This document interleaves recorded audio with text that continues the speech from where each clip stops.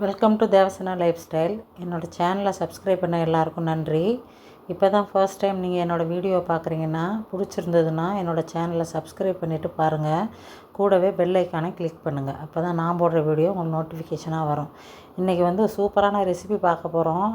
இதுக்கு நான் 3 எக்கை பாயில் பண்ணி தோலை உரித்து வச்சுருக்கேன்.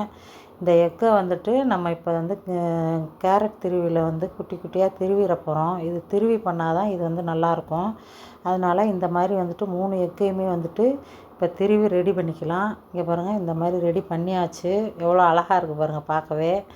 இதில் நம்ம இப்போது ஒரு 3 சின்ன பல்லாரி வெங்காயம் போல் குட்டி குட்டியாக சாப் பண்ணி வச்சுருக்கேன். அதை இதில் ஆட் பண்ணிக்கலாம். அதுக்கப்புறமா இது கூட கொஞ்சமாக இஞ்சி சின்ன சின்னதாக கட் பண்ணி வச்சுருக்கேன். அதையும் இதில் சேர்த்துக்கலாம். கூடவே கொத்தமல்லி தலையை கொஞ்சம் கொஞ்சமாக சின்ன சின்னதாக கட் பண்ணி வச்சுருக்கிறேன். அதையும் சேர்த்துக்கலாம். ஒரு 2 கொத்து கருவேப்பிலையை குட்டி குட்டியாக கட் பண்ணி வச்சுருக்கேன். அதையும் இதில் சேர்த்துக்கலாம். 2 பச்சை மிளகா போல் சேர்த்துக்கிறேன். உங்களுக்கு காரத்துக்கு ஏற்றப்பற நீங்கள் 1 கூட சேர்த்துக்கலாம். இந்த டிஷ்ஷுக்கு தேவையான சால்ட் ஆட் பண்ணிக்கலாம். இதை நல்லா ஈவனாக இப்போ மிக்ஸ் பண்ணிக்க போகிறோம். நல்லா ஒரு தடவை நல்லா கலந்து விட்டுக்கலாம். இப்போ இதோடு சேர்ந்து 2 ஸ்பூன் போல் அரிசி மாவு சேர்த்துக்கிறேன். அப்புறம் 2 ஸ்பூன் போல் கடலை மாவு சேர்த்துக்கலாம். அப்போ தான் இது நல்லா பைண்டிங் ஆகும், பிரியாமல் வரும். அதுக்காக தான் அந்த 2 மாவும் நான் ஆட் பண்ணுறேன். இது கூடவே சேர்ந்து கொஞ்சமாக மஞ்சத்தூள், கொஞ்சம் ரெட் சில்லி பவுட்ரு, கொஞ்சமாக மிளகுத்தூள் ஆட் பண்ணிக்கலாம்.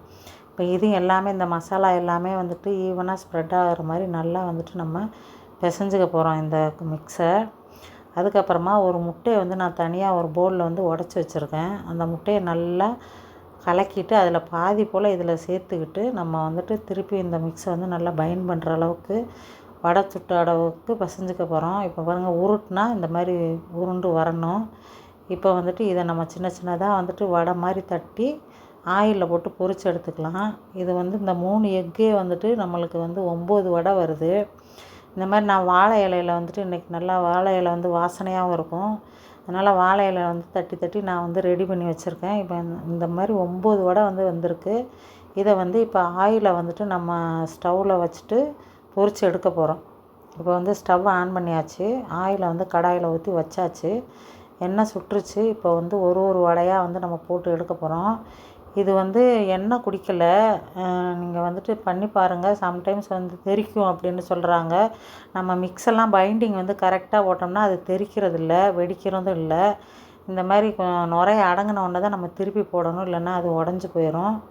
இந்த மாதிரி இப்போ திருப்பி போட்டு நம்ம வெந்துருச்சு.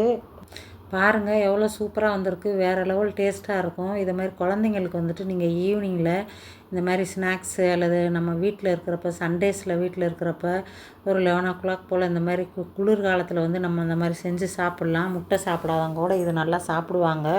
இது முட்டை ப்ரோட்டீன் இருக்கிறதுனால ஹெல்த்தி ரெசிபி. இதே போல் எல்லா வடையுமே நம்ம இப்போ சுட்டு எடுத்துக்கிட்டாச்சுங்க. இங்கே பாருங்கள், சுட்டு எடுத்துக்கிட்டாச்சு. நீங்களும் இதை மாதிரி உங்கள் வீட்டில் ட்ரை பண்ணி பாருங்கள். எப்படி இருக்குன்றதை சொல்லுங்கள் கமெண்ட்டில்.